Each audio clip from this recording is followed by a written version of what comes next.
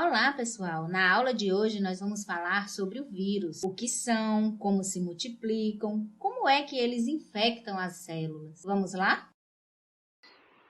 As características gerais dos vírus.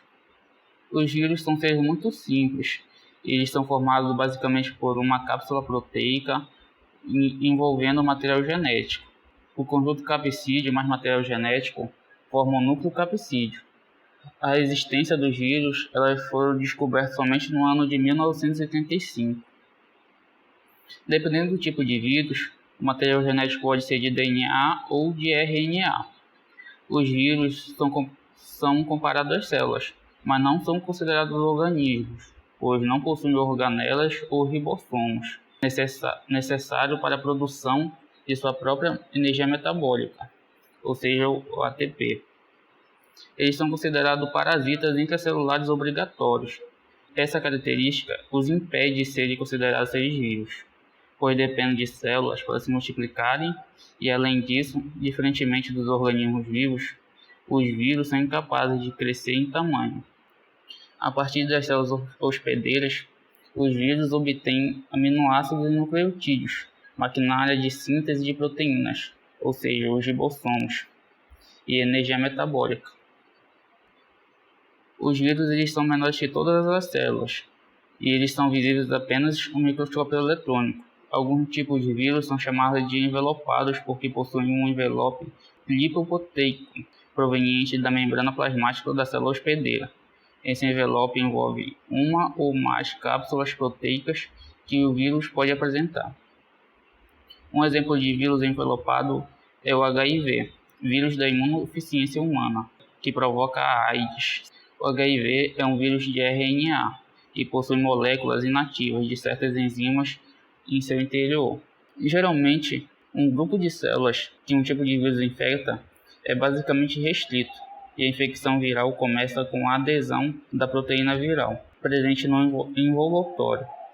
A proteína receptora na membrana plasmática da célula hospedeira são as moléculas de proteínas virais dos envoltórios que determinam qual tipo de célula o vírus vai infectar.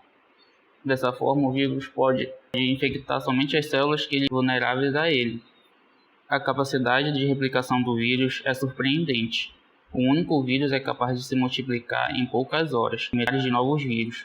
Os vírus são capazes de infectar todos os seres vivos de todos os domínios, eucária, árquea e bactéria.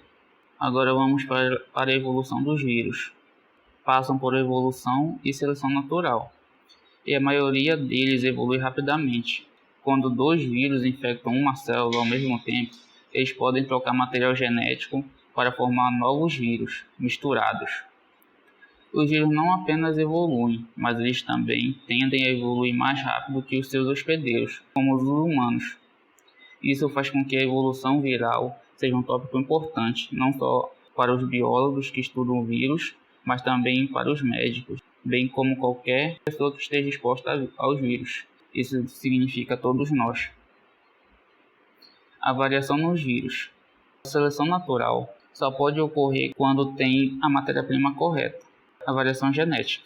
Variação genética significa que há algumas diferenças genéticas hereditárias em uma população. Nos vírus, a variação vem de duas formas principais. Recombinação é uma delas e a mutação aleatória. O processo de recombinação permutam DNA e RNA. A recombinação ocorre geralmente quando dois vírus infectam a mesma célula ao mesmo tempo. Como ambos os vírus estão usando a célula para produzir mais partículas virais, vai haver muitas peças de vírus, incluindo genomas recém-produzidos, flutuando na célula. Já nas mutações virais, a recombinação pode afetar a evolução do vírus. Mas e a mutação? A mutação é uma mudança permanente no material genético, ou seja, no DNA ou RNA de um vírus. A mutação pode acontecer se houver um erro durante a cópia do DNA ou do RNA do vírus. Alguns vírus têm taxas de mutação muito elevadas, mas isso não é universal. De forma geral, os vírus de RNA tendem a ter altas taxas de mutação, enquanto os vírus de DNA tendem a ter baixas taxas de mutação. Como já foi dito, os vírus infectam todos os seres vivos. No caso dos vírus de bactérias, eles são denominados bacteriófagos.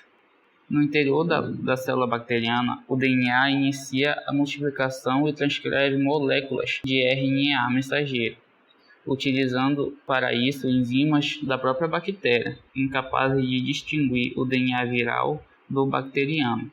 O metabolismo da bactéria passa a ser controlado pelo genoma viral, moléculas de RNA mensageiro traduzidas em proteínas e, em poucos minutos, formam-se centenas de cópias de DNA invasor, o que vão se associando a proteínas.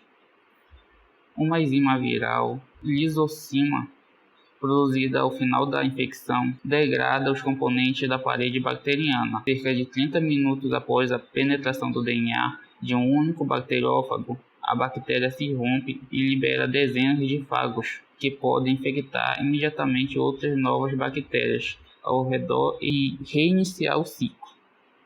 Já nas plantas, a transmissão dos vírus pode ser feita por um vetor, agente que acumula uma doença, como um inseto, um fungo ou um verme menatóide. Alguns vírus, no entanto, são transmitidos através de pólen, das sementes e mesmo de mecanismo denominado difusão mecânica. Nesse último caso, a transmissão ocorre quando uma pessoa manipula uma planta infectada e a seguir manipula outra sadia, ou quando os vírus permanecem cristalizados sobre equipamentos agrícolas. O vírus do mosaico do tabaco, por exemplo, é transmitido por difusão mecânica. O vírus da batata é transmitido através de picada de insetos. Agora vamos falar dos vírus de animais. Esses vírus podem ser de RNA ou de DNA, envelopados ou não. A maior parte deles, ao infectar uma célula animal, penetra com a cápsula e o ácido nucleico, diferindo dos bacteriófagos, pois os bacteriófagos apenas injetam o ácido nucleico dentro da célula. Se um vírus for envelopado, o envelope incorpora-se à membrana plasmática da célula hospedeira. No interior dessa célula, a cápsula proteica rompe-se, liberando o ácido nucleico. Para encerrar, vamos falar sobre de que maneira os vírus causam as doenças. Na realidade, de várias formas. O modo mais óbvio é através da lise que eles podem causar à célula que o hospeda quando se multiplica. O grau de dano que um vírus causa depende, em parte, da capacidade de regeneração do tecido celular. Os vírus da poliomielite ou da paralisia infantil atacam os neurônios, que são incapazes de regeneração. Assim, os danos que o vírus causa são permanentes. Ao contrário, conseguimos recuperar de resfriados comuns, pelo fato do epitélio respiratório se regenerar com facilidade. Agora nós temos alguns exemplos de doenças causadas pelos vírus. O primeiro deles é a AIDS, como já foi citado, o sarampo, a rubéola, o resfriado comum, gripe, hepatite, herpes, poliomielite, encefalite, cachumba, varíola, raiva, dengue, febre amarela. E além dessas doenças nós temos várias outras.